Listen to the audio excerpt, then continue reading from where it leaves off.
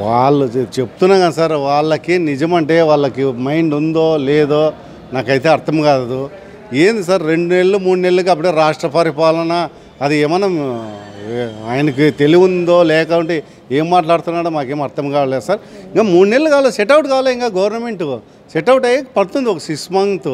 అప్పుడే మీకు అవి లేదు, సిలిండర్లు లేదు, ఆర్టీసీ ఫ్రీ లేదు. ఇవి కళ్ళబుల్లి మాటలు మామూలే కదా సార్. ఇది ఇంకా సెట్అవుట్ అయ్యి గవర్నమెంట్ కూర్చుంటే ప్రతి ఒక్కరికి నిరుపేదలైనటువంటి న్యాయం చేయాలనేది ఈ యొక్క తెలుగుదేశం కానీ జనసేన పార్టీ కానీ కలిసి పనిచేస్తున్నాయి సార్. ఇది ప్రతిపక్షాల్లో కూర్చోండి ఆయన అంటే కూర్చోకోకున్నట్లు వెళ్ళిపోయి మళ్ళీ ప్రతిపక్ష హోదా కావాలంటే ఫస్ట్ నువ్వు నీ క్యాడర్ నిర్మించుకో. ఫస్ట్ అయిపోయింది క్లీన్ సిట్గా.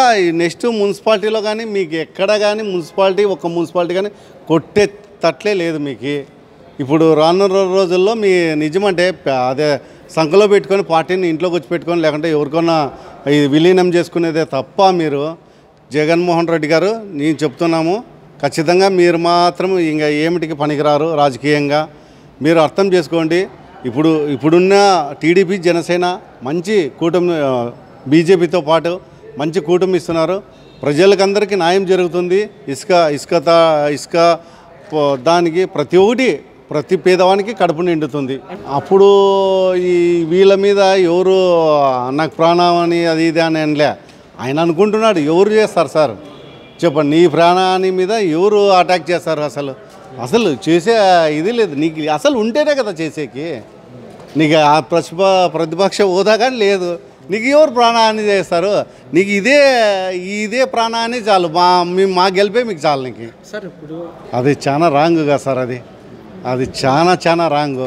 మనముగా చిస్తు కట్టి ఫండ్ కట్టి అన్నీ కట్టి మనం చేసుకునేదానికి వేరే వాళ్ళకి దర్తం పెట్టేది ఎందుకు సార్? ఆయనకి నిజం సార్. స్థలాల్లో కూడా పార్టీ కార్యాలయాలు కడుతున్నారు. అవును ప్రభుత్వ కార్యాలయాలు ఇప్పుడు చూడండి సార్. అది ఋషికొండన అది చేసుకోండి. ఏమయ్యాయి సార్? అది పేదవానికి కనీసం ఒక సెంటులో సరిగ్గా అయినా ఇల్లు కట్టలేకపోయా. నువ్వు చూస్తే ప్యాలెస్ కట్టించి ఇప్పుడు ఎవరు దత్తం చేసినావు? ఆంధ్ర రాష్ట్ర ప్రజలు డబ్బులు ద్వారా చేసేసి ఇది చేసేసినారు. అంటే వాళ్ళు చేసిన అరాచకాలు బయటపడతాయని లోపల వాళ్ళ అధికారులు లోపల చేస్తున్నారు సార్. అంతే. అభివృద్ధి బాగా జరుగుతుందండి. గతం కంటే కూడా ఇప్పుడు అభివృద్ధి బాగా జరుగుతుంది. అంటే ఇచ్చిన హామీలు ఇంకా అమలు చేయలేదని లేదండి. అన్నీ ఒకేసారి ఒక ఇంట్లో యజమానిగా ఉండి అందరికి న్యాయం చేయలేము కదా. ఒక్కోటి నిదానంగా జరుగుతుంటాయి. మీ పరిపాలన బాగుంటే వీళ్ళ పరిపాలన కూడా బాగుంటుంది. మీరేం చేశారు? ఉచితంగా అన్న క్యాంటీన్లు పెట్టి పేదలకి అనుకూలంగా దగ్గరలో అందుబాటులో ఉండి తిని వర్క్ చేసుకునే వాళ్ళకి కూడా అవి కూడా లేకుండా చేశారు మీ ప్రభుత్వంలో. ఉచితంగా ఇసుక అంటే ఎవరు ఇవ్వరండి. దానికి ట్యాక్స్ అన్నా కట్టుకోవాలి కదా. ట్యాక్స్ కట్టందే ఎక్కడి నుంచి రాదు. గతం కంటే కూడా ఇప్పుడు చాలా తక్కువగా ఉంది ఇసుక రేటు. చాలా గొప్ప విషయం. అది బాగుంటుంది. అందరి పేదలకు అందుబాటులో అనుకూలంగా ఉంటుంది. అంటే ఇది పెద్ద స్కామ్ అని ఆరోపిస్తున్నారు. దాని మీద అది వాళ్ళ ఆరోపణలు చేసుకుంటే ఏముందండి? పేదవాడు బతికేది రూపాయి మిగిలించుకొని సంపాదించుకొని వృద్ధిలోకి రావాలంటే అన్నా క్యాంటీన్ ఇట్లాంటివి ఇంకా ఉంటే చాలా మెరుగ్గా ఉంటుంది. అలాంటి విషయాలు నాకు తెలియదండి. అంటే ఇప్పుడు చంద్రబాబు నాయుడు గారు సరిగ్గా వర్క్ చేయట్లేదు అది ఇదని వైసీపీ ఎమ్మెల్యేలు అలా ఆరోపిస్తున్నారు. అవి సహజంగా వాళ్ళు అంటూనే ఉంటారు. ఇక్కడ అభివృద్ధి జరుగుతూనే ఉంటుంది. జరిగినా కానీ జరగలేదని ఉంటారు. వాళ్ళ హయాంలో జరగలేదు. వాళ్ళు చేసిన తప్పు కప్పించుకోవడం కోసం ఇట్లా చేస్తుంటారు. చాలా గొప్పగా ఉంది. చాలా ఆనందం. రాష్ట్రాన్ని లఘువులు పరుగులు తీపించాలంటే చంద్రబాబు గారికే సాధ్యం.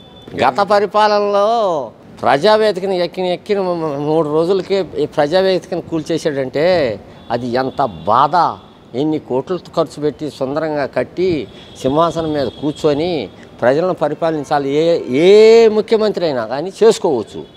ఇష్టం లేదనుకో దాన్ని ఆఫీసులకు పారే ఉంటుంది.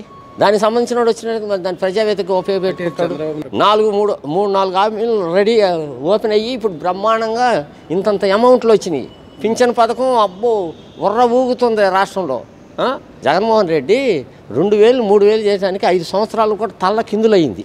ఏంది ఆయన కట్టుకోవటానికి మాత్రం కోటలు పెట్టి కట్టుకున్నాడు. ఎక్కడ పడితే అక్కడ. అది కరెక్టా?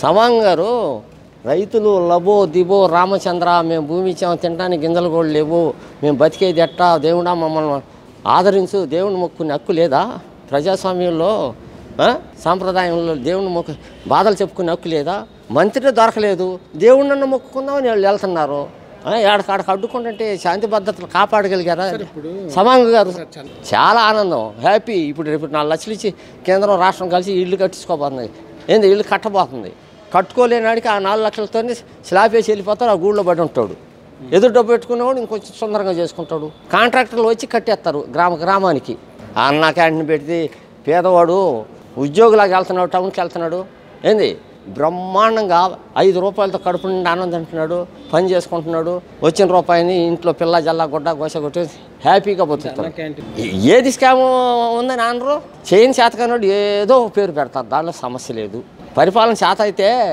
నేను 150 రాజశేఖర్ పేరు చెప్పి కుటుంబం మొత్తం పడి రాష్ట్రంలో తిరిగి మొరబెట్టుకొని చెబితే ఒకసారి చూద్దామని చేశారు సహకరించారు ఇదేనా ఆ సహకారాన్ని నిలుపుకోగలిగాడా ఏమన్నా ఏ రోడ్డునన్నా పావతి అవుతుందా ఏ బ్రిడ్జినన్నా ఇంత బ్రిడ్జి నడిబొడ్డును గోతులు పడితే నేను మా రాజకుమారి గారు కలెక్టర్ గారు గుంటూరు జిల్లా కలెక్టర్ గారిని నేను కోరితే పర్సనల్గా చేయండి అయ్యా మరి నిధులు లేవంట బ్రిడ్జి పడిపోతే ప్రజలు ఎక్కువ ఇబ్బంది పడతారు కానీ ఆర్ఎంబీఎస్సీ గారిని నా సాక్షాత్తు నా ముందుకు పిలిచి వారికి ఆదేశాలు ఇస్తే ఆయన పర్సనల్గా చేయితే చాలా ఆనందపడ్డారు 2 బ్రిడ్జిలు కొమ్మూరు కెనాల్పై చాలా ఆనందం ఎంతోమంది చచ్చిపోయారు జగన్మోహన్ రెడ్డిలో ల్యాండు అయిపోయింది ఈసారి వచ్చాడంటే ఆ దడతో ఇంకా ఎంతోమంది చచ్చిపోయేవాళ్ళు అంతా శూన్యమే అని చెప్పి బటన్ ఆయన అట్ట నొక్కుతుంటే ఈ రివర్స్ నొక్కారు ప్రజలు